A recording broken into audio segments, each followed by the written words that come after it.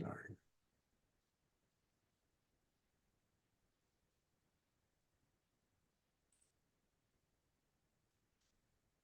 All right, we're live. So what's up, everybody? So sorry we're late. Got a little bit behind here. I was working on a couple of Pix Insight things, and you know how sometimes that stuff can go. But happy Friday, everybody. Welcome. It's Friday. Thank God. Man, Yay! yes, man. And it's Super Bowl weekend too. So I we're got gonna some have, good numbers in my pools too. oh yeah? I got 0 and 0 and 1, Okay. and I got 7 and 3 in the other one. Nice. Um, Let me see here. Did I refresh this? Did I thought I had corrected this, Mm-mm. but it's still showing. Yeah, but if I'm looking at YouTube, it is showing the wrong title. I thought I changed the title. Well, we're on. Yeah, but we're on. So, but hey, everybody, you were on. Sorry, just a little crazy, little craziness. Yeah, I know people were like wondering, hey, where's the Zoom? Is it Discord? Is it Discord week? Is it that time of the month again? Is it, no, that's Well, next apparently week. it is for Dan, so Yeah, well, what can I tell you? What can I tell you?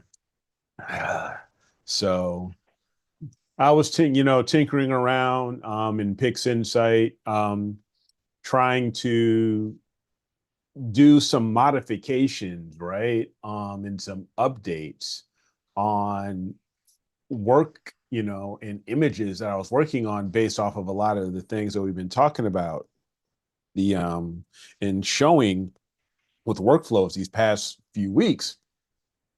And yeah, and you sometimes you just get caught up in that type of stuff, you're having a little fun figuring this stuff out, and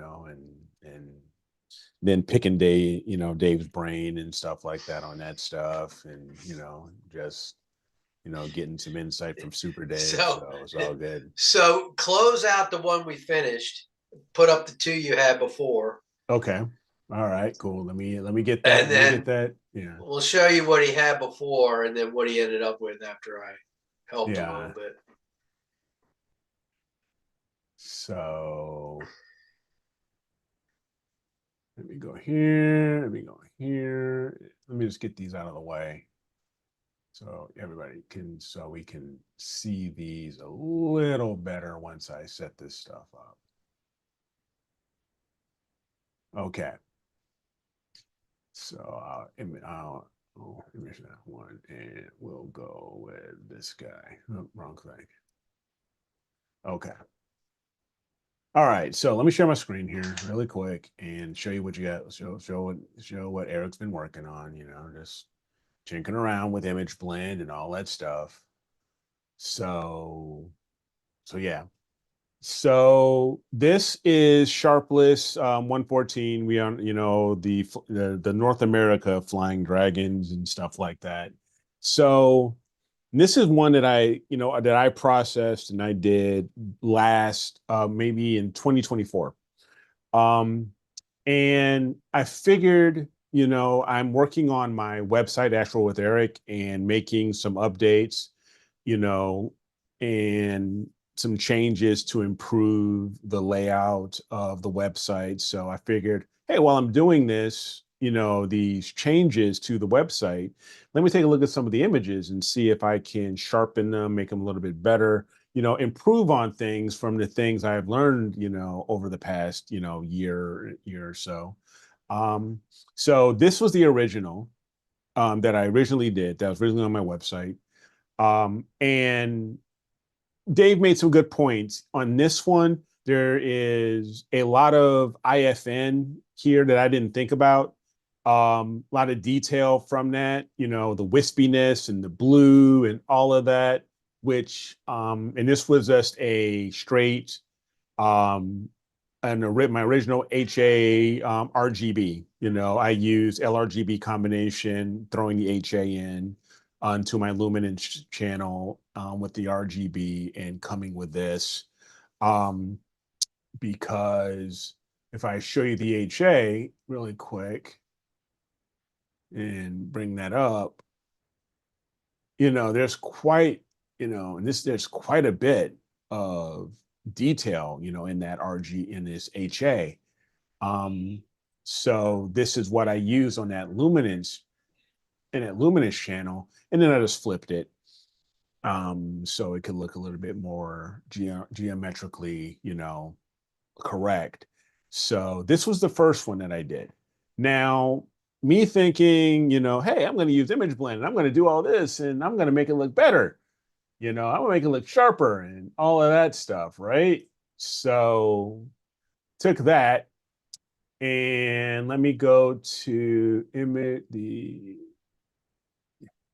other one. And where is it? Did I move it out of the way? I'm always moving stuff. Where the heck did I put it? Don't tell me I just deleted it. No, it was image blend. It was called image blend. No, the other one, the new one wasn't. Um, Oh, so the one that was really black. yeah, I think I deleted it by mistake. Whoops. So I can't show it now because But I it was made it like basically this really same black. picture, Yeah. but the background was completely black and all the red was still there. Just up there. Yeah. Yeah. Yeah.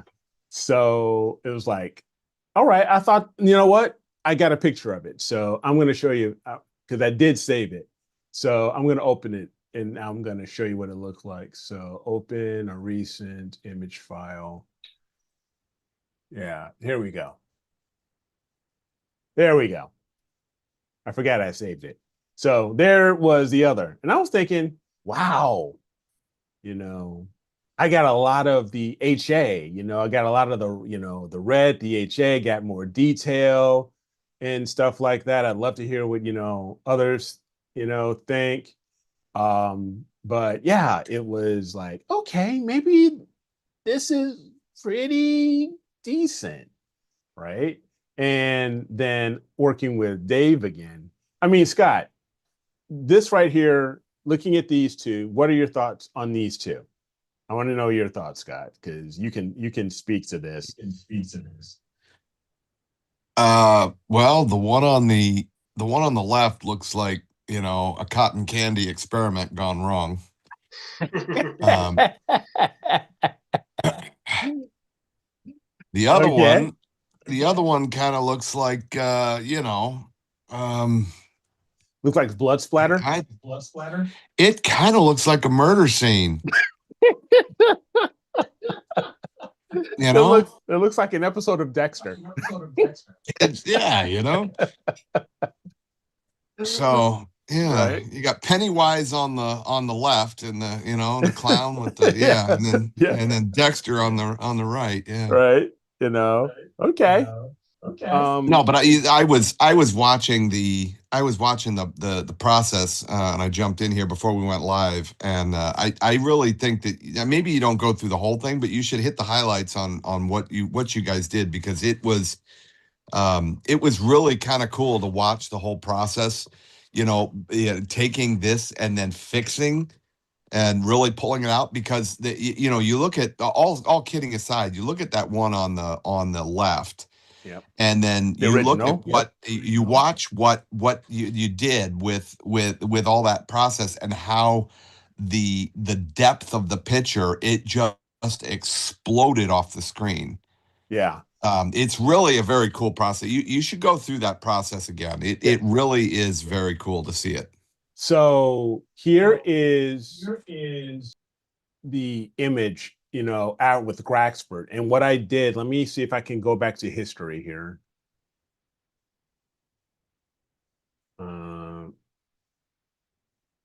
If I go back to the initial state, let's see if it'll let me do that.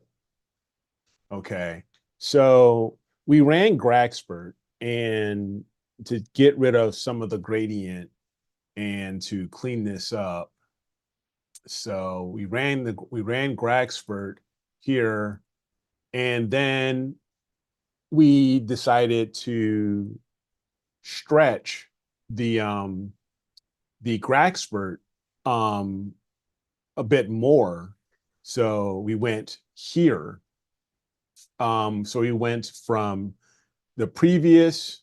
So if we undo it, so we went from here, and then we did a histogram transformation, just a simple stretch to here, and added, and then that helped bring it out a lot more.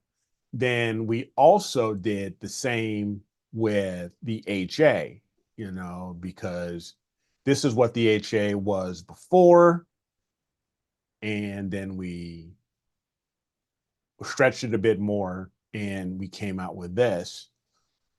And then with these two, we then went into image blend, right? So we went into image blend, and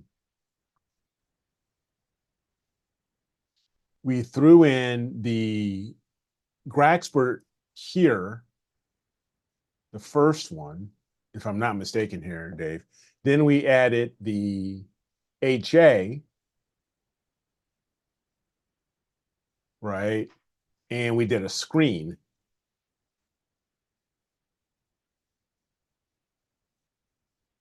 Okay. No, we did HAHA, made it, and brought Okay. out the red. Yeah, okay. So we did HAHA, brought out the red, right? And then we brought out the red, then we added here. So if I go back, and let's just go to HAHA. Let's just go there. And changed it and colored the HA Yep. to red. Yeah, so we went to the color, set that, and then we started working a little bit, bringing down some of the highlights, a little bit of the highlights, a little bit, some of the midtones, boosting the black point a bit, and coming up pretty close to where I have it now. I don't think that was too dark. To really bring out more of the red here. Yeah. And then we created a new image. So I'll just go ahead and do it. We'll create a new, I'll just name it HA. HA. IB, image blend. Yeah, that's fine. Or HA color. Oh, that's right. I can't have a dash capture on this more. And we did that. That's okay. And then we reset this guy. Right. And you put that up top. Yep. And so we have our HA color. Right. So we have there. Yeah. And then we had that new stretched, updated Graxpert with the background extraction. With the background extraction and everything. And you did. And then we did you did screen, and you pulled the opacity back. Yep. So we did a screen here. Pulled the opacity back, and you I boosted. think I went to about. You boosted your highlights a little bit. Yep. Actually, no, I don't. You didn't do it there. Didn't do it here? No, you did it in curves. Remember? Ah, that's right. That's right. So let's kill this. Let's go ahead and kill this. So. No, you had it right. That was what you wanted to do. Oh, okay. All right. Then after that. Then we went to curves. Yeah. Then we went to curves. So you put HA up top. Yep. And you're corrected at the. It's still there. It's still there. It's still there. Still here. So. And then we didn't create a new image. We just kept the same. Correct. Right? So we went ahead and did this.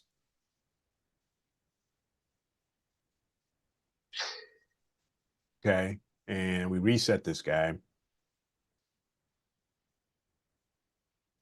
Okay. Closed it Now- out. And then you went to Now curves we went to curves. and used the C Yep.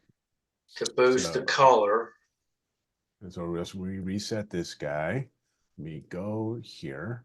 We're gonna go to C. So we're on C, right? And then we boosted the color a bit. Not too much, but just a little bit. Something like that. You know, Yeah, it wasn't too heavy. Exactly. Yeah. Wasn't too heavy. And then applied it. And then we checked your histogram. Yep. And close this. And close that. Then we looked at the histogram. Yeah, the histogram was where you pulled everything Hit your back, check mark. and it Yep. yeah, it made it look really nice. Okay, so that's good. So That's so fine. this is also so this was all good because was originally it was Yeah. a little bit further. Yeah, we did that earlier. We did that before. Yep. So this was all good. Then now that we had those peaks were closer to the center originally. And then they pulled them back and reset it. Yep. Dark, exactly. So we darkened it a little bit more. And then you put your stars in. We put the stars in. So we went And back. ran Nora's Exterminator. Yep. So we went back to image blend. And we went HAC. Hold on. And here's my HA color. Okay. And my RGB stars. And this is a screen.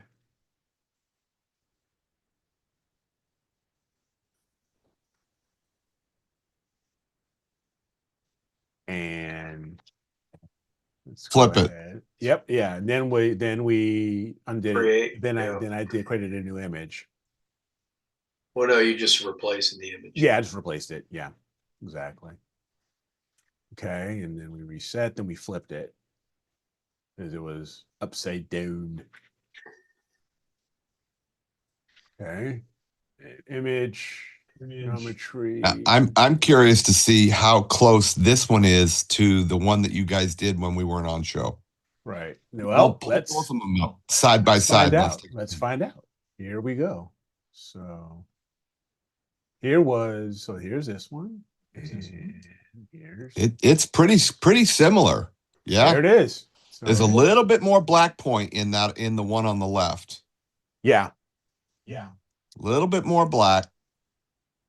But pretty close though. Pretty darn close. But pretty close. They're pretty darn close. I love now the one thing that we didn't do here that I was thinking about was putting in what I did like when I did the darker one, was I used the HA also as an overlay with the filter with the filter ratio, and I boosted it up a little bit just so I could start seeing a lot of this detail, you know. But still, it's even without it, this looks in my opinion, this is a much better improvement than this one. Right. Cotton candy. Yeah, exactly. And it is, you know, a much better improvement than the other ones that I was. Well, the big thing that I noticed is that the depth of the image, it's not flat. You know, you've got an incredible amount of reach and depth, you know, in there. The texture and the depth is much better. Mm-hmm. Can you pull that one that one full screen? You pull it full screen. This one here, It doesn't matter either one. Just pull it full screen. Oh, sorry. Wow. Yeah. Bring it right in. Zoom in on. Wow. Yeah. Look at that, man. Look at that. That is. Star colors are amazing. Oh, they're fantastic. What did you shoot that with, Eric? Well, let's take a look. Let's look at the project. Okay. Say project. This was with the FLT91 with the reducer. 2600. With the 2600 mono. RGB Optolong RGBs and a 3nm Optolong. What's the focal length? The focal length is 420 when it's reduced like 420. It's about 420. Yep. Zoom in real close So to some even- of those stars. Okay. Even with my Hyperstar, I'm gonna be a long way in at 720. Yeah, the star color is phenomenally good. It really looks good. It's sharp. Look at the nebulosity. Look how sharp that nebulosity is. Yeah, for sure. That really is a great image, Eric. Thanks. I like it. Thanks. So, this Yeah. is all, these coloring and processing like this is a lot of artist prerogative, but thanks again, Dave. But a lot of it, you can't get to maybe, and we've talked about this in the past, that you can't get to this point without good data, right? You can't get to this point to do a lot of this stuff if you don't have good data. And having good data means having good equipment, like a really good tracker, Good optics.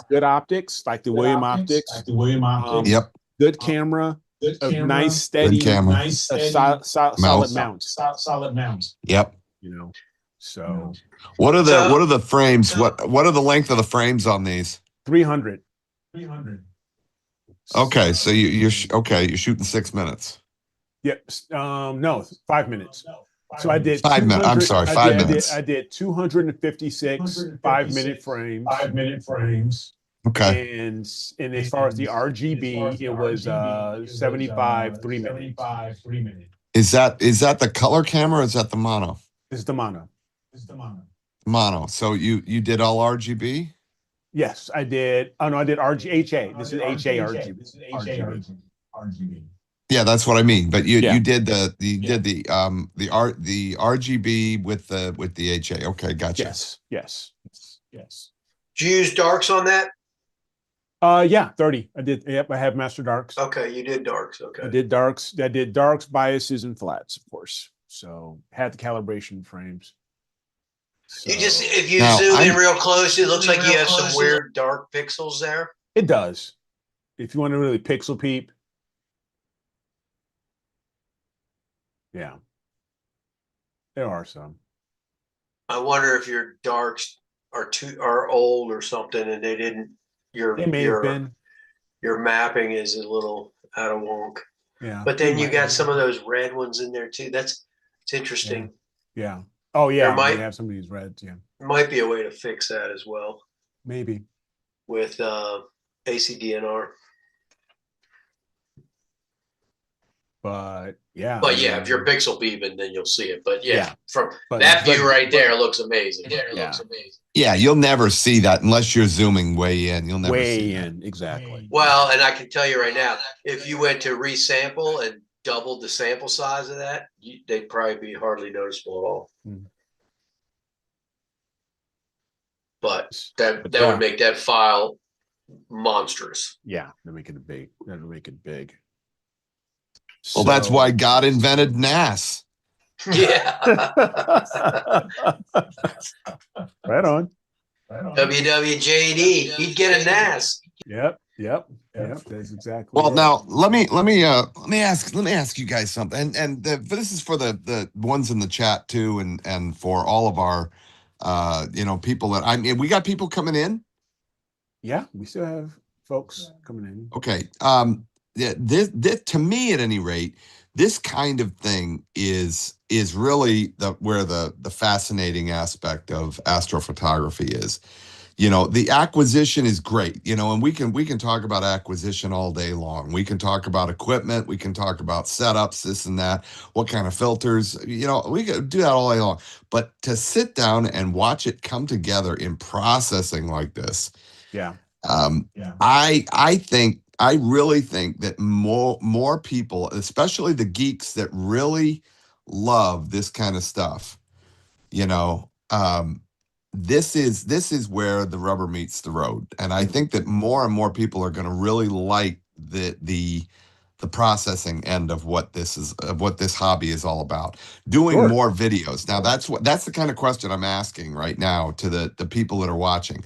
Would you guys and gals really, would you like to see more videos like this where we're going through and taking data, raw data, and processing it like this after you go through the initial calibration and integration of Integration, right? all the pictures, right?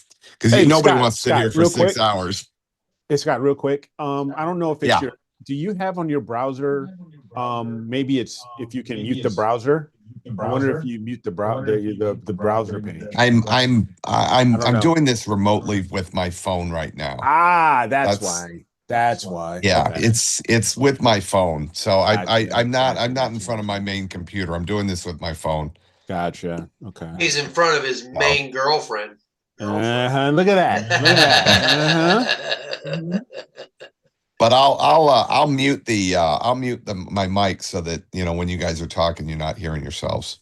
Okay, that's cool. But That's that cool. was the question that I had, though. I mean, if people would really like to see more of these kinds of, hands-on processing videos. Mhm. Yeah, Richard's saying yes. He's giving a thumbs up to yes. So is Jose. And I think for us, it is, especially, for what we do, being astrophotographers, this is where the rubber really meets the road. This is where we really get into it, because we could talk about equipment, quite a bit. But it's what do we do after we acquire the data? How do we put everything together? How do we use, image blend? How do we use what type of, our stretching, our contrast? How do we, saturation? The whole process within Pix Insight, is super, super important. And Ross, yeah, we need to definitely, I gotta, get my 11 out. And set that up on the 60, and then I'll move the refractor over to the wave.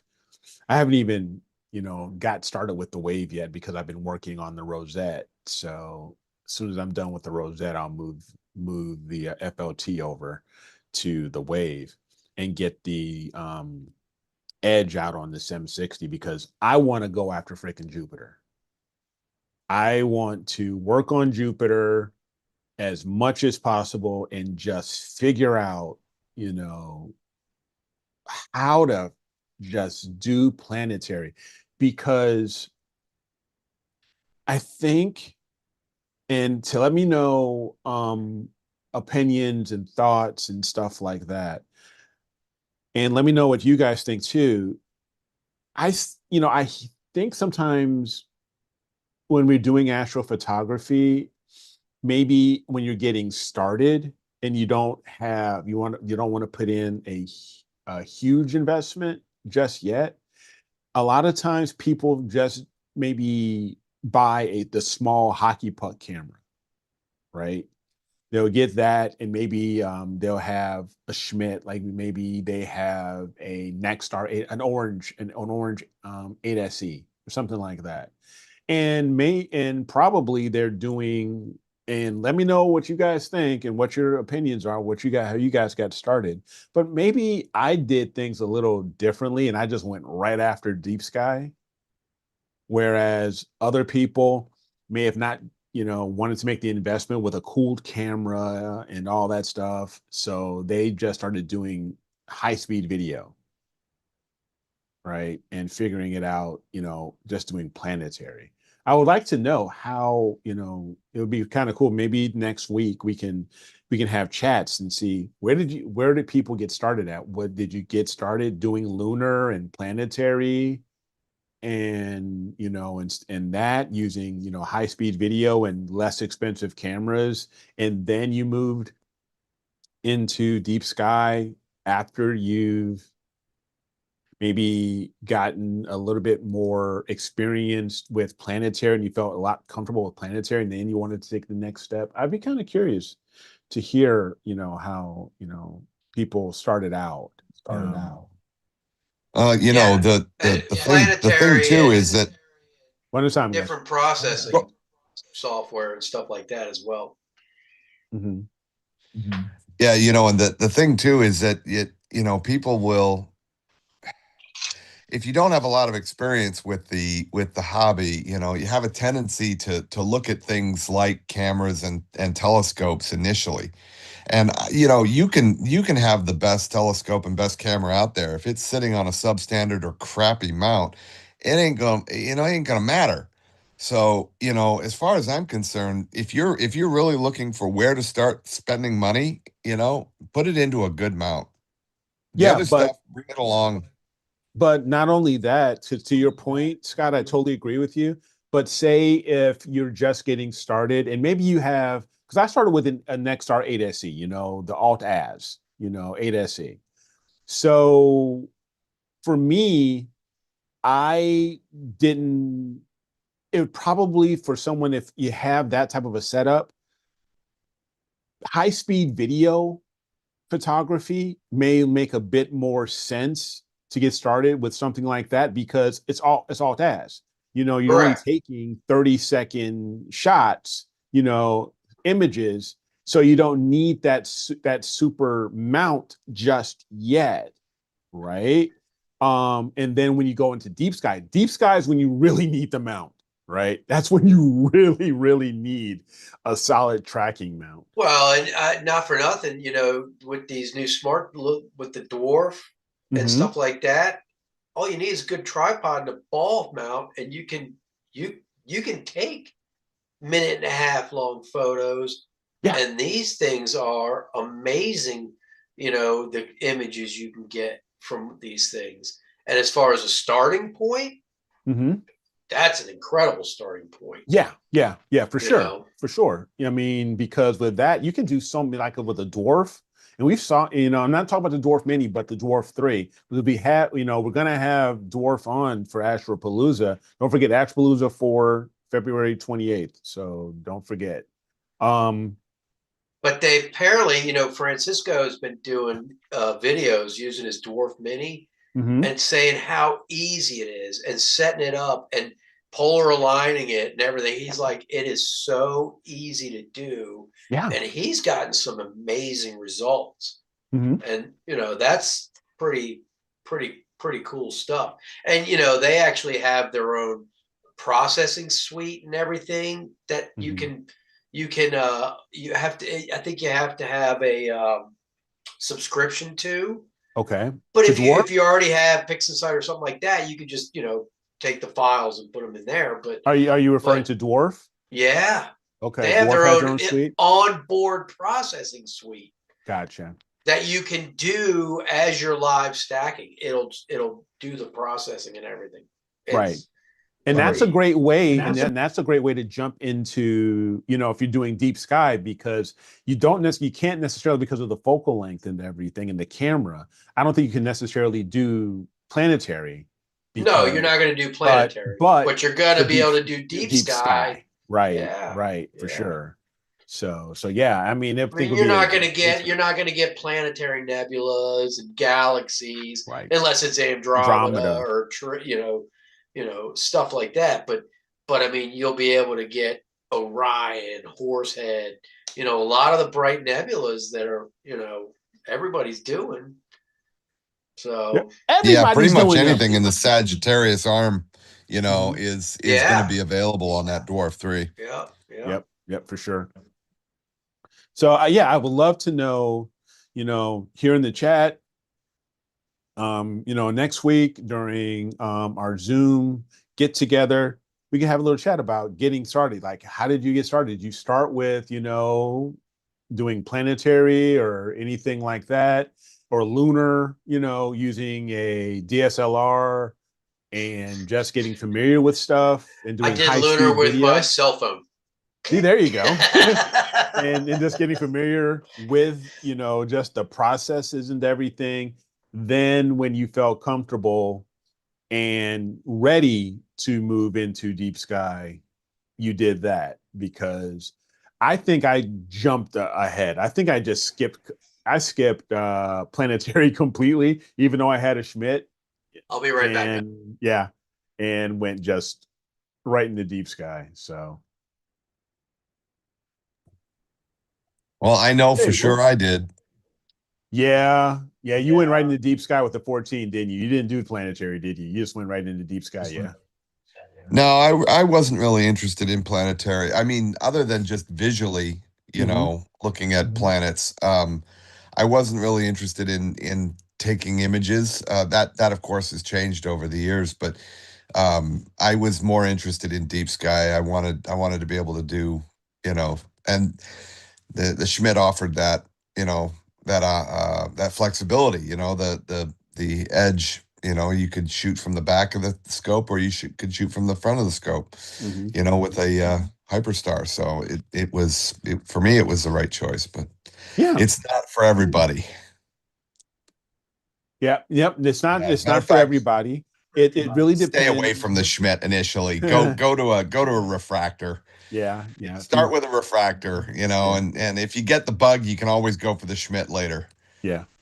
But yeah, I mean, to your point, it also just depends on your interest. It really depends on your interest. You're absolutely right. When we look at planetary, there's usually, because of distance and everything, there's probably what, 3 planets that we can really get: Mars, Venus, Mars, Jupiter, and Saturn. I mean, you got to get up. You got to get up really early, and you got to be really low to the horizon if you want to try to get Mercury, or you've got to be, or it's just at that right point in twilight, right, to perhaps get Venus, you know. And so you can forget about Neptune and Uranus. I mean, no, they're so freaking far away. I mean, it's basically, even with a 14, it's like a No, little dot. It's like a little dot. yeah, no. I mean, It's not I worth looked it. at some pictures of Uranus and Neptune, Mhm. from the James Webb, and I'm like, wow, okay, if it looks like this with the James Webb, there is no way that anything terrestrial is ever going to be satisfactory. Right. I mean, it just looks like a glob, and the James Webb did a pretty good job, but it's still, it's like, wow. It's just because they're so far away and they're so small. Yeah, So, for sure. So yeah, I mean, it's like you're saying, it's all about what you are interested in, and you get started how you get started. It doesn't matter really what drew you to astrophotography. It's the great thing is that you're here, right? And you're part of the community, and you're having fun, and we're all learning and stuff like that. Even if you were, some of these, somebody who just took their smartphone and hooked it up to a holder, a phone holder, to their, eyepiece, and said, click, there you go. So yeah. And he's back. I have returned, but I've been listening the whole time. So, Okay, cool. and you can get what is it, Uranus? Uranus. Scott, your 14 can get Uranus. You need a 5 times Barlow, but you can do it. well, yeah. Yeah, I yeah. mean, you can see it, but it's really underwhelming. I mean, Well, yeah, okay, there it it's is. not going to be Wow. James Webb material, but it'll No. still, I mean, it'll look blue. You can Yeah. say, there it is. Yep. And Yeah. Venus you can get too. The cool thing about Venus is Venus has phases like the moon, because Mhm. it's between us and the sun. Mhm. So sometimes during the year you can get Venus and it has a phase to it, half moon, quarter. That's kind of cool when I've seen people do that. Um, I mean, but it's super bright. I mean, It is. you have to have a camera that shoots insane speed Yeah. to get Venus to where you can kind of if anything, try and get any detail of the surface. Otherwise, it's just going to look just like a big white, it's going to look like a small moon. Yeah. Yeah, because your shutter speed has to be so fast to do Venus. It's so bright. Well, hey, I wonder if you could correct that with filters. Yeah, I probably yeah, with you like could. what do you call them? Like an sunglass. ND, Well, like an sunglass ND filters. filter. Yeah, neutral density filter. Yeah, Yeah. maybe. Yeah. Dr. Dave's here. He says that just starting out. Well, welcome. Welcome to astrophotography community, all that. If you're starting out with astrophotography, great.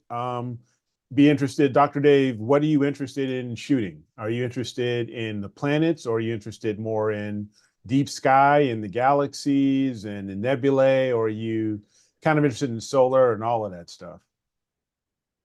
So be kind of curious, if you want to tell us and let us know. Because at some point, And if you say yes to all of that, I hope you got deep pockets. Yeah, because it's a rabbit hole, Dave. So definitely is. Just be Definitely prepared to fall. Yeah. And remember, one pill makes you shorter, one pill makes you tall. Yep, that's it. That's it. The ones that mother give you don't do anything at all. And I definitely took the red pill. I'm letting you know that right now. I took the red pill. So. Yep, I red pilled.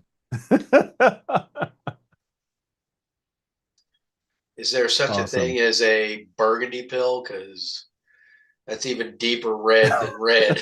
Yeah, that you just say, yeah, when you get that deep, you Let's just put it this way. take my money. I took the blood red pill. Just take my money, please. In fact, I'm getting ready to probably spend more money. God damn it. Because I want I want a 585 mono. Oh yeah. And I want the Sesto Senso 3. Oh yeah. That's about $1,000 right there. Yeah. I tell you. But I just got my tax return the other day, so there you go. So it might be in the cards. Maybe. I want to as soon as I'm done with the Rosette Nebula here, the inside, the NGC 2239, which is the star cluster. The central star cluster. Yeah. The open cluster. As soon as I'm done with that, I'm bringing in the FLT 91. I'm setting it down for a moment. And I am going to get my new Gear 60 out. And I'm gonna hook the and I'm gonna get Although this is not the time of year to bring wide field in. You got to get that big boy up there, man. It's Galaxy season's coming up. Galaxy season's coming up, but we still got a little bit of time, for some winter targets.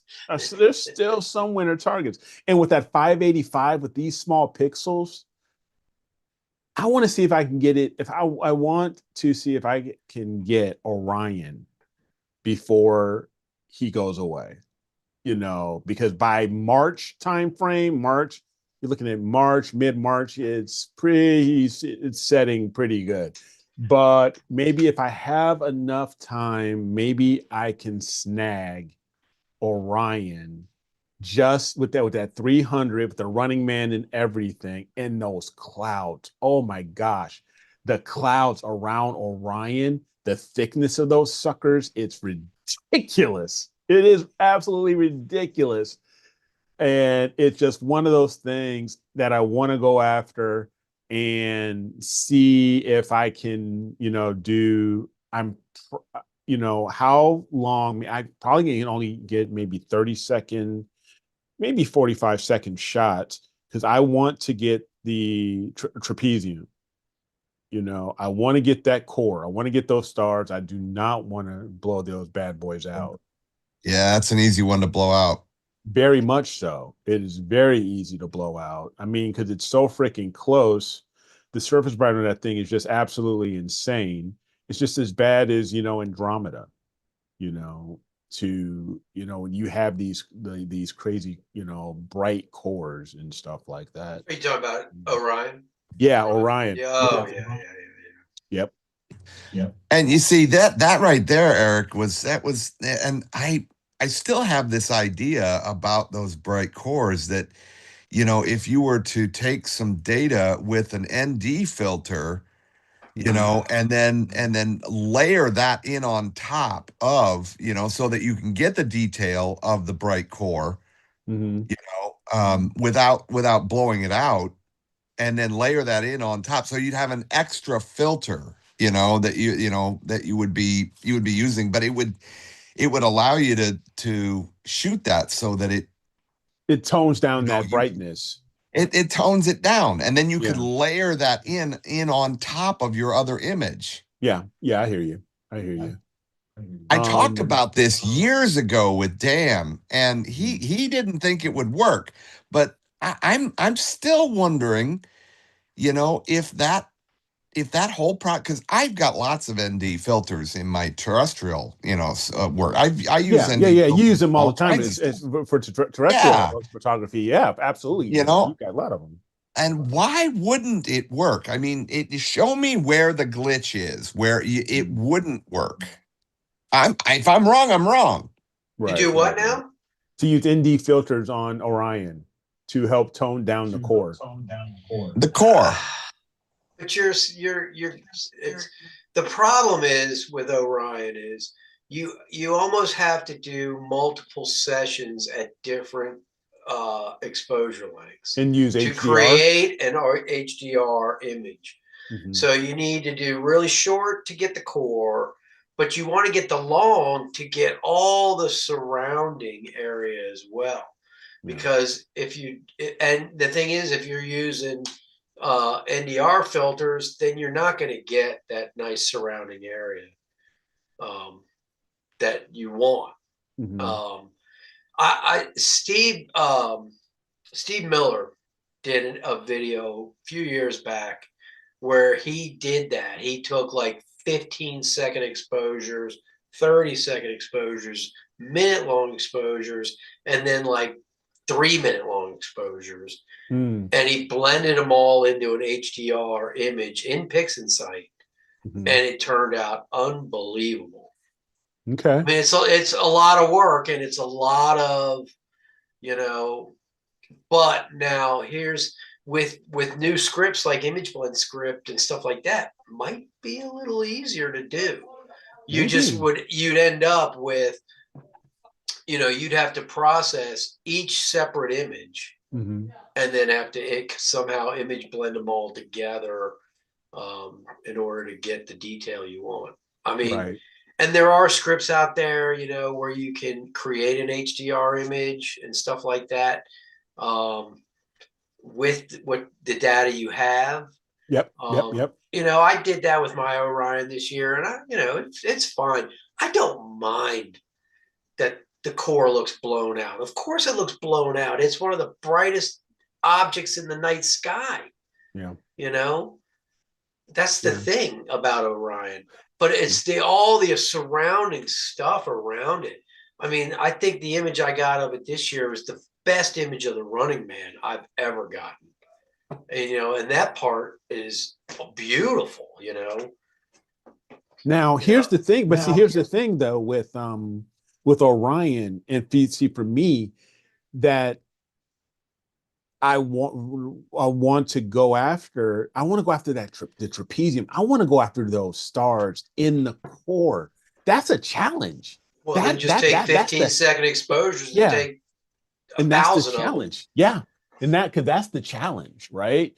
To get those, and then. But if that's what you want to do, then you put your Edge 11 up there and you zoom in on it and take 15-second exposures, and you'll be zoomed in right on the trapezium. Yep. And you probably don't even have to take 15 seconds. You could probably do 5-second exposures and do 1,000 of them. And you'll get the trapezium. Yeah. But like, so I hear what you're saying. So, because to see the trapezium within the core, but then to expand and have the rest of Orion to have that HA in that monstrous cloud, right? That, I mean, it's insane. If I had a photo of it here, I would bring it up, which is, you know, just crazy, crazy, crazy cool. But in 42, it's here. You know, I still think about exposures and how Mhm. you expose. You know, you think of how you would shoot a sunset picture, you know, of a you know, say you wanted to shoot your children on the beach, right? But you want Yeah, to expose for the sun, you know. So if you expose for the sun, the kids are in silhouette, right? right. So you have to light the kids, you know, with a you know, a flash. You light the kids with a flash, but you expose for the sun. So why can't you do that? Why can't you do that with with Orion? Why can't you expose for the core, Hmm. right? So that you get the detail in the core and then layer that in on top of the other image with a heavy feather, you know, like in Photoshop or something. Let me see why you. There. So Can you see that? Hold on. This is the one I did this year. Okay, yeah, and that's what I'm talking about. But Uh, I did this post process with the okay. stuff that's available. But I mean, if I zoom in on that, it's still blown out, Hmm. but it's not horrible. Right. But what I was able to get, I mean, look at That this stuff is, down yeah. here and down here. This is some reflection nebula down here. Hmm. And then, you know, the running man looks amazing. Yep. So, you know, I mean, in just that huge cloud of, you know, of gas right between the Running Man and M42. I mean, yeah, just oh that yeah, detail, this here, right there, that all yeah, of that, it's just that is just awesome. yeah. You And know, I want to say this is just RGB. I don't even know if there's any HA in this. okay, This is like 300 second or no 180 seconds and a million of them in RGB. gotcha. I don't even think I did any HA on this, and I got all this detail out of it. And that's with the 2600 and the GT81, Okay, and it all fit in there beautifully. nice. Boy, it looks good, man. So yeah, I mean that was, you know, Well, you're I'd right about the rather. core, Dave. I was surprised when I saw that stuff on the bottom right. I was like, I don't think I've ever seen that before. Right. You know, I was like, wow, didn't even realize that was there. Mhm. I got that from Bortle 7. All right. All right. Well, you're right about the core. I mean, it is blown out, but it's not objectionable. Right. You Right. And know, then, you know, like I said, there are scripts and there are processes in PixInsight that can tone it down, but it's Mhm. not going to look, you know, anything like if you took 5-second exposures. Right. Hey, Deep Sky, well, you and jumped in. this is the kind of thing that we're talking about in, talking about processing, but that did the guy that came in, Dr. I can't remember his name. Did he answer you back, chat? Oh, Dr. Dave? No, I don't see. No, I don't see his answer. No, he didn't. I don't believe he did. No. But okay, you're Being thinking able about to getting a help. Dave, you're thinking about getting a 585. Are you thinking about the QHY Minicam 8? No, I'm going to get the Altair. Are you gonna get the Altair? Okay. Yeah, The because I Altair is, have the filter wheel and all the filters and everything like that. I'm just going to get the Altair. yeah, because that's what I have. Yeah, it's good. But It's good there camera. was somebody in the chat was saying that I guess he can't get the Altair where he is, which I was interested. I said Dan sells them, but he's looking at the QHY, which, you know, if that's a great option because it comes with everything. Yes, and it now does. they sell it available with the 3 nanometer filters. Yep. Which can't argue with that. No. And QHY and Altair, as far as cameras, they're very similar. Yeah. They'll have a lot of the same options and everything like that. They work a lot of the same way. Mhm. But yeah, I mean, if I didn't have the filter wheel, and that's another thing is if you're a beginning astrophotographer, that's another great starting point. Yes, the Minicam 8 is a great Those starting mini point. cams are unbelievable because they're not that expensive. You're getting a good quality camera and all the filters all in one package. And Agreed. that in itself is a great starting point. Yep. And the thing is, you can get them in the color version, which comes with multi-band filters and stuff like that. But if it's a perfect entry into the mono world. Yes. Where I've used both, and mono cameras crush color cameras. Nothing against color camera people. Color cameras have their uses. If I was to do planetary stuff like that, I'd get a color camera that has really high frame rate, something like that, because it's just simpler. But when you're doing deep sky, you're not going to beat a mono camera because you are getting full saturation of that sensor. Every pixel is picking up what you want it to pick up. Yep. There's no this or that or the other. And you can use dual band filters, but it's still going the same. through a bare matrix. Yeah, it's still the same effect. Yeah. So.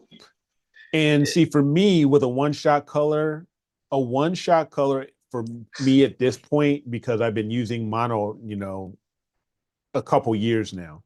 And I do have a couple of one-shot color cameras. I've got a 2600, I've got a 533. For me, the one shot is for traveling.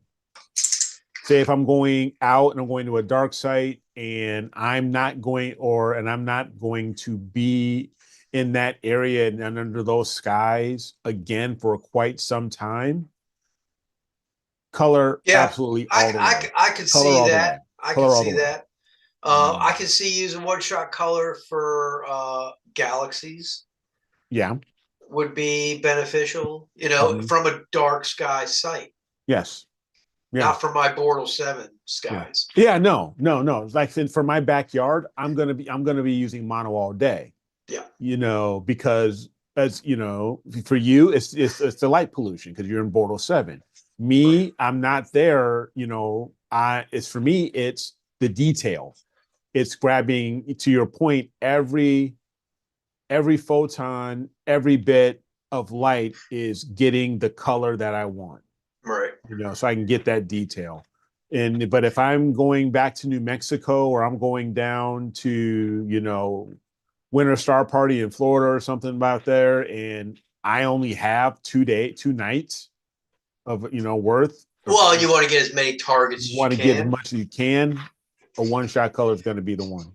So. Yeah. I can understand that. Yeah. So I would even say for beginners, get a one shot. I mean, the Minicam 8's great if you, especially as an entry level introduction to monochrome, LRGB, and narrowband, definitely. But if you're just getting started, perhaps, and you have a little bit of leeriness or nervousness, because I know I did. One-shot color is a great start. And my suggestion is don't do what I did and sell it. I've sold so many pieces of equipment. Yes, you did. Yes, you did. I have sold so many freaking pieces of equipment that I just want back, right? Well, you got the one thing back. You got the 91 back. Yeah, I did. After you sold it. After I sold my William Optics, and everything, I got a 91, so I got another William Optics. It's all good. I should have, like I said, I should have never got rid of that 127. That 127 was, even though it's a doublet with the flattener on the back end of it, or it's basically that third piece of glass and everything. It was almost acting, like a triplet, in a way. Well, Because but it had if that you're extra shooting element. mono, double it doesn't matter. Double doesn't matter when you shoot a mono. Absolutely. It does not matter because because it's gonna grab everything. So what does the QHY minicam cost? About 800. It's like 8. 800. Yeah. And that's with 7 filters? Yes. Yeah. Holy cow. But you have to remember the chip is a 585 chip, and the filters are little tiny rectangular chips. They're just the right size for that sensor to fit the sensor. They're not huge filters. They're very small. Mm-hmm.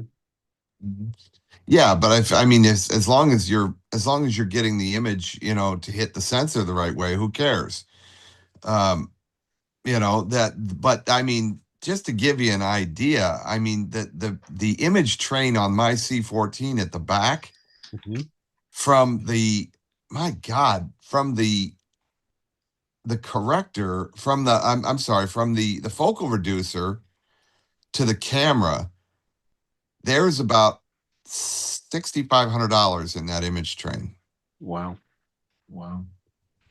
Yeah. Steve. So for $850, wow. Yeah.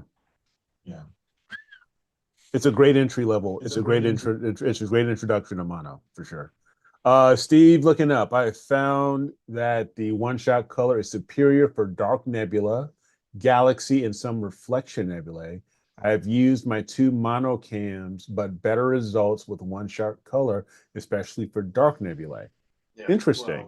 Well, okay. And I said I can see that being the case, and the Bortle 5 or better, but in my Bortle 7, that ain't gonna happen. Gotcha. I mean, I would say even when I was in Illinois, I was at a Bortle 5 before the 5/6, getting closer to 6, and I was using a one shot for a while. And if I recall, I can see where you're going with that, Steve, because when I was going after the Dark Shark several times, it didn't turn out too bad with the one shot color, that dark nebulae. So, but yeah, I would, I'd have to try it again. I'd have to go back to my dark nebulae again, like my Dark Shark or the Rotten Fish, or look at another dark nebulae. I gotta pull up Lens catalog and find some more level 5 and level 6 dark nebulae, see if I can go after them, just so I can test that well out. And I'm sitting down here at a Bortle 4, Bortle 5, right on that board, that thereabouts, and I got that one shot color for the Hyperstar, and I've gotten some fabulous results with that, but it is in a Bortle 4.5, so okay, that definitely helps. It's also shooting at f1.9, yeah. So, well, that helps as well. Yeah, that helps. That helps a huge amount. But yeah, I absolutely agree with the guys. That there's no comparison. When it comes to like at the back of the scope, I wouldn't use that one shot color at the back of the scope. Hell no. That's why I've got the 2600 mono. Right. Yeah, but if I'm using it but if you're using it for fast setups, yeah, it's great for fast setups, especially if you've got really good dual filters or quad filters. Tri-band, quad band filters, and I picked up a couple of really good filters that work really well. So, but yeah, you see, this is one of those things that I think that if we can help people to say, okay, and we started doing this, developing rigs and budgets and this and that, but based on what you want to shoot, you should be looking at this kind of a camera, this kind of a mount, this kind of an OTA, or it and going at it from that, because a lot of people, they come into this and they fall victim to a lot of what you see on some of these websites where they've got these package deals, and you get a package deal, and it sounds great and this and that, and then you come on to, and you come on to shows like this and other shows, and all of a sudden you're learning, wow, maybe I don't have everything I need. Maybe I shouldn't have invested in that package deal. Maybe I should have just bought that scope and looked at a mount someplace else, or Right. so helping people with those kinds of choices is, I think, a huge benefit, for people, because this, when we say this is a rabbit hole, this is a damn rabbit hole. It is deep and wide, and it will swallow your soul. It's crazy. Good Yes, God, it will. It man. is Oh, absolutely man. insane how far down that you can get into this. You can be at $20,000, and you turn around and say, "What the hell happened? Your credit card's on fire." Basically, your credit card's on fire, and you're And if you walking have into enough divorce money, court. you're going to end up with a 24 CDK down in Chile. Oh, God, Lord. Exactly. No, I'm good. I'm Yeah, at $250,000. good. I'm good. I'm good. Yeah. But to your point, Steve, that's absolutely true. You and Jose, it's absolutely true. You got to know your skies. You got to know your backyard. Know what your skies are in your area. And once you get familiar, understanding, the light pollution around in your area, and what makes sense on particular targets, going from a 12 or 7 nanometer bandpass down to a 3. You may not need to go all the way down to a 3 or even a 4. But it really just depends, as we say, like you guys were saying, it depends on your skies. You may be able to work just fine with, a 7 or a 6.5 nanometer bandpass narrowband and be just fine. I mean, so just never know. You just need to just understand your skies, understand, the limitations of your area. And a lot of it's trial and error. A lot of it can be into being trial and error. And then once you hit that sweet spot, it's all good. You'll know. Yeah. Yeah, absolutely. That's why I'm thankful. I've got a great wife. I don't know about the retirement fund, but I got a great wife. It's good Lord. she's Well, there's a reason why these scopes look like, mad scientists have put them together, because they have. Yeah, that's true. I mean, we have spent a tremendous amount of time learning our individual rigs, and then sharing that knowledge with each other, and then coming on the show and sharing it on the show. I absolutely get so much from my brothers, just listening to their experience, and learning from them. It has helped me a tremendous amount over the years. There is no substitute for the knowledge base that you get in a community like this. None. Yeah. It's like heroin without the weight loss. Like doing heroin without What did he say? What did he say? Ross says it's like heroin, but without the weight loss. Yeah, that's about right. Man. Yeah. Yeah. 585s don't, and Schmitz don't Yeah, mix. with the 585 Schmidt, and Schmitz don't mix. I mean, your guiding has to be, you have to have guiding out of your mind. I mean, you've got to have maybe like a 10 micron or or you'd have to be guiding literally because, under 0.5 arc. Yeah, you've got to be, because consistently. Hello, dear. But if you've got that kind of scope, you Nothing. I was don't just saying, need a thank God. You know, 585. we were just talking But a about. Thank 585, so God we like have an my awesome. We have an awesome GT81, wife that's so my understands. What she's doing here, GT81 with the you reducers know. only like That's all. 385 millimeters. So with the 2600 I have on it, I'm oversampling big time. Yeah. And a 585 on that scope would be picture perfect. Now the 2600 on my 127 at 952, it's right in the sweet spot. Yep. My what do you call it? My Carbon Star at just under 600. I have the 533, which is similar to the 2600, same size pixels. I'm on that But it's a crop border, though. But it's that but crop though. but I'm on the border of oversampling from the pixel size. Yes. So, and a 585 on that would be excellent.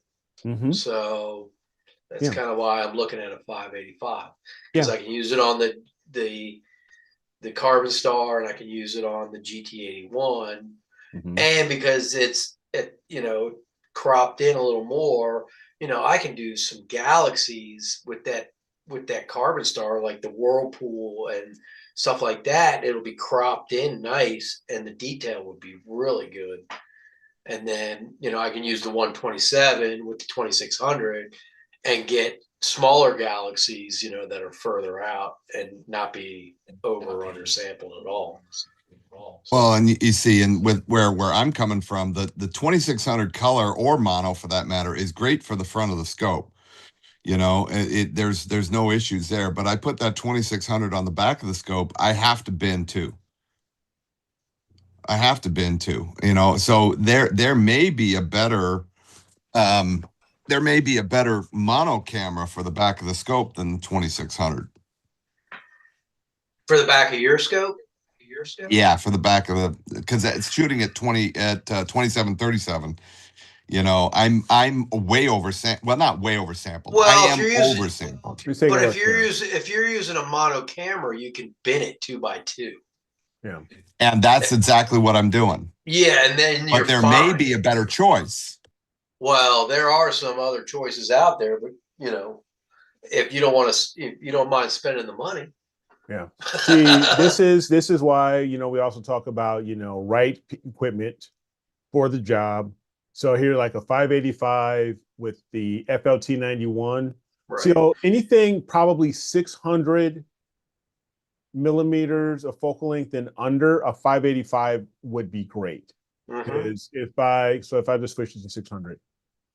So yeah, it would be fine. As long as you're in the green. As long as you're in the green, you're good. Even, if I'm reducing it to right now. Yeah, you're still there. You're totally fine. And so anything here. So pull up the GT81. Yeah. Go to the GT81. GT81. And there's without the reducer, boom, you're still fine. Right. Now pull the camera as the 2600. Yep. And if you pull in the 2600 and 0.8 reducer.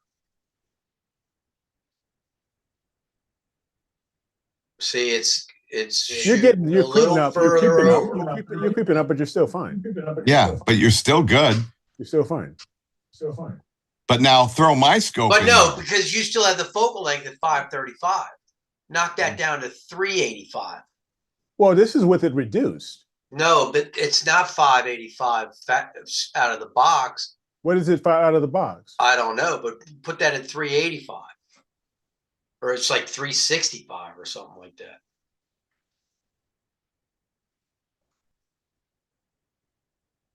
Yeah. So it just, I would reset that. Yeah. Or just, yeah. And then put your custom scope, William Optics, GT81. Make sure you get the right one too. There's two of them in there.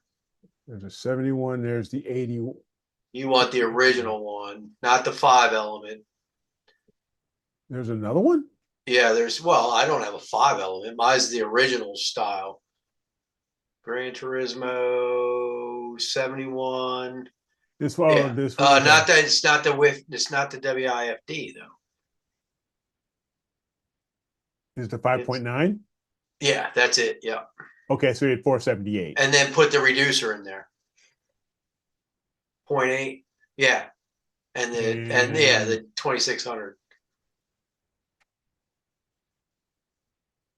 Yeah, I see what you're saying. Right. See, Because you're just here at 2. Because you're at 2. You're just over 2 I'm seconds. kind of undersampling. Yeah, you're just over 2 arc seconds per pixel.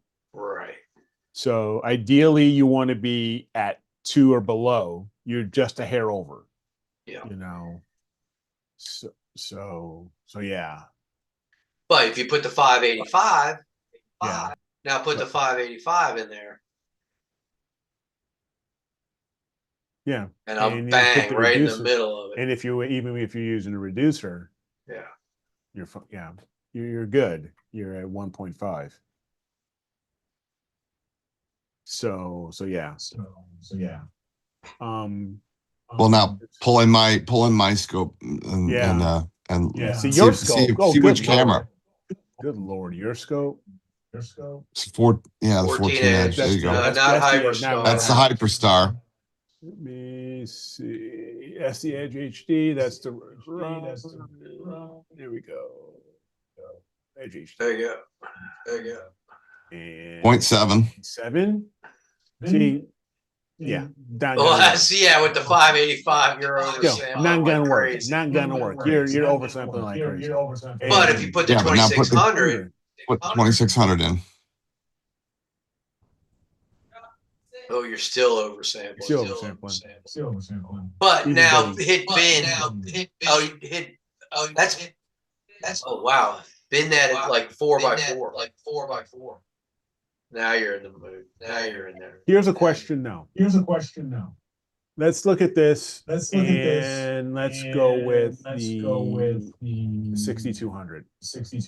It's the same pixel size. Yeah. Is it? Yeah. Okay. I thought maybe even with a full frame. I thought with a full frame it would be a little different. Yeah, it's full frame, but it's still the same pixel size. I'm trying to think which one has the big pixels. Ah, the 2400. The 2400 has the bigger pixels. 594. There you go. Yeah. Yeah, but this is still full frame. Yeah, you'd have to still bin it. Yeah. Here, does it have Moravian? Does it have any Moravian? Does it have any Moravian cameras in there? Let me see here.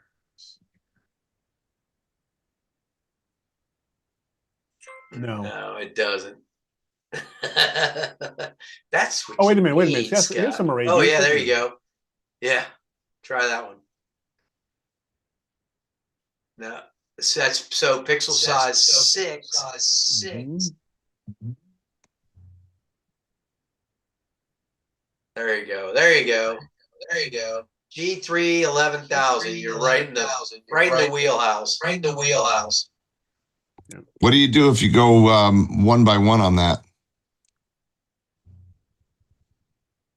Yeah.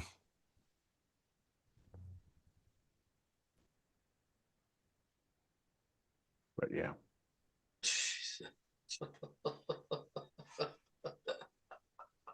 Because one thing I was curious about was this.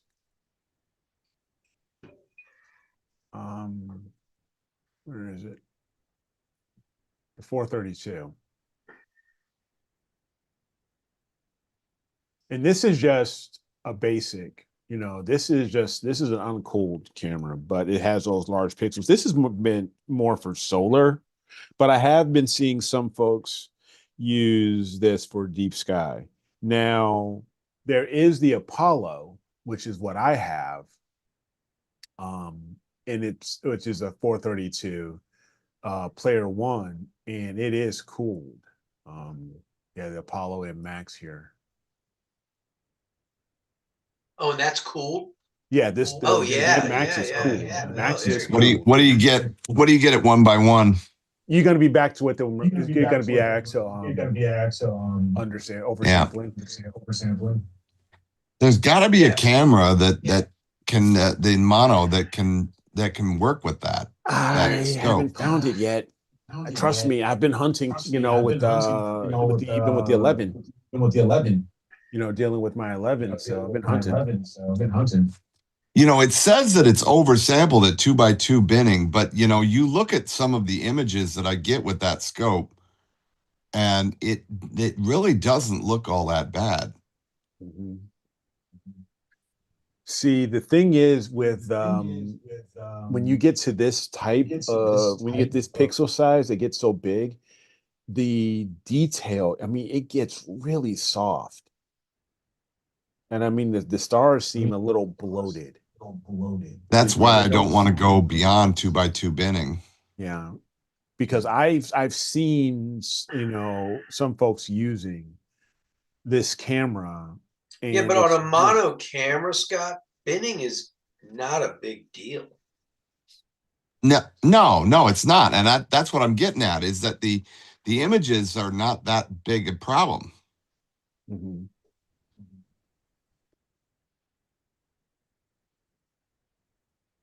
I mean, I'm not the only one out there that uses a 14. Ron Breacher's got a 14 mono. He shoots mono. Right. Yeah, he's So what using a camera is he using? 2600. He uses a 2600. That's what do you see? That's And exactly, And yeah. I think he bins it 4x4. Does he? I believe so. But I'm not sure. We'll find. I mean, we can ask, but Yeah. I don't know. So this may be my next experiment, is to use the Apollo M Max that I've got. It's a cooled camera. It's intended, they say they advertised it more for solar, for solar use.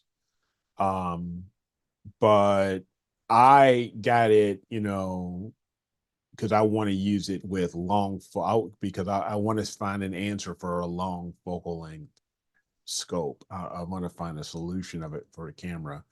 So so I can tell you, Scott, look at the focal length and the bar and the reducer. You got none. yeah. Right here, this is well, that's the 11, right? This is the 11. Yeah, but Oh, not okay. pinning 2x2 though. So this is me at f10, and if I go to f7, I'm still there. Yeah, but if you don't bin it, And if I don't bin it, I'm oversampling. No, I bet you won't. right. You're right. Oh, wow. You're good. Yeah. Oh, damn. Yeah, you're good. Oh. I thought I would be oversampling. So, but Scott, I was going to say that, the 14, I guess the 678 and the 585 are best for high resolution planetary on that scope. So, okay. Well, I'm gonna have to have a little bit of an experiment and try this guy out. For Galaxy, Galaxy season. I think I'm gonna have to try this out. Heck yeah. 2800.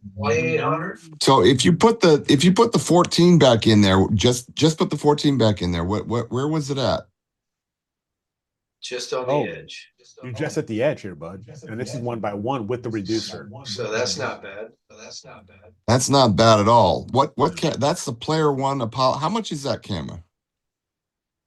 I'll tell you. Hold on. Player One Apollo. It's a cooled camera, right? It is.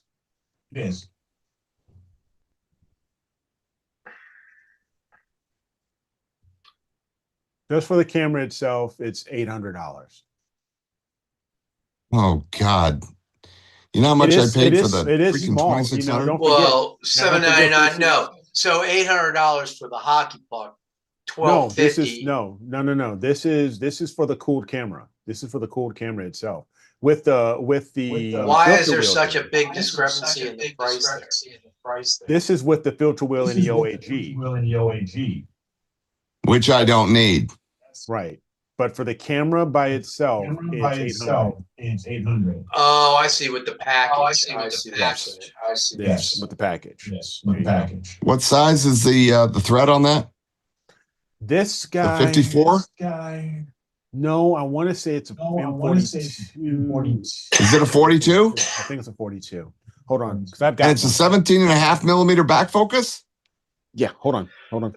Oh, hell, I could just thread that right in place. I wouldn't have to change nothing. Yeah, $7.99 from Dan. He's got one left in stock.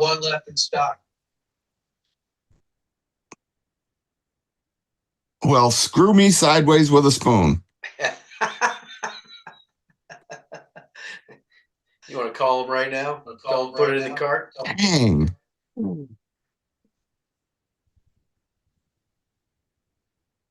Apollo M Max Pro mono cooled camera. What size sensor is on that, Dave? It's Okay, IMX 432. here it is. Here it is. Let's can see it. What size sensor? Is it it's not an APS-C. No, it's a crop. No, It's a crop. It's a small. It's really a small one. Oh yeah, 1608 by 1104. Here, let me stop 14 and a sharing. half by 9.9. You can see that here. But it shoots at 126 frames per second in 12-bit mode. It's a 12-bit camera. Mm-hmm. Yep, here it is. And this is M42. It's got a built-in dew heater and no amp glow. No, this the 432. The 432's got amp glow. It's saying here, no amp glow. No amp none. glow? No. That's what it says, none. One thing I do like about the Player Ones is they've got the rear tilt plate, you know, so you can actually, if you see that here, you can actually adjust from behind on the tilt plate if you've got tilt issues. That's one thing I do like about the Player Ones, you know. So, but yeah, this is the. A lot of the camera companies are starting to do that now.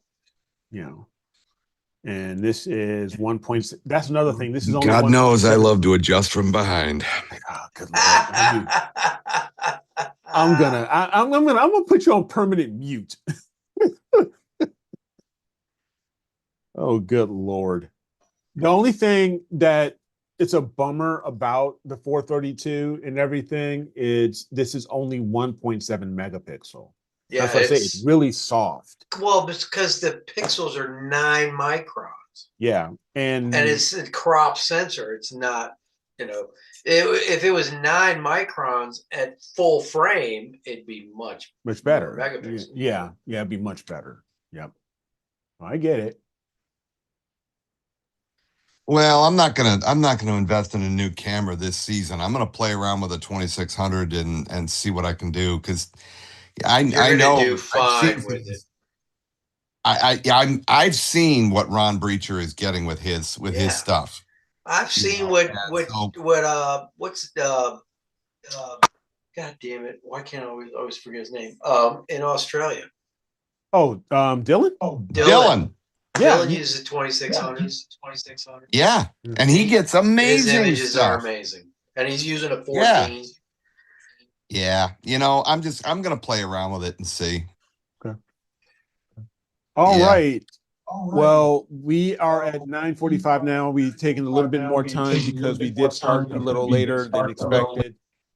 But thank you guys, everybody, for coming and hanging out with us. We really, really appreciate it. Don't forget to give the video and give us a thumbs up. Please leave comments. Let us know your thoughts and everything. We really want also thank you for the input on the work that we're doing as far as workflows, processing. We really appreciate that. We want to bring more of this to you guys and sharing sharing our data that we have, and going through the processing and everything, because that I hope can be valuable to you all, bringing in, tips and tricks and stuff like that, and all that good stuff. But hopefully, Because it's all saved on YouTube. Yeah. So you can go back and reference it at any time. Exactly. So hopefully, our fearless leader will get his basement fixed, so he can actually, so he won't freeze. I just, I'm with you, guess brother. we're waiting I for shake the my head. spring thaw. I guess so. So, but nonetheless, thank you again, everybody, for hanging out with us. We couldn't do this without you.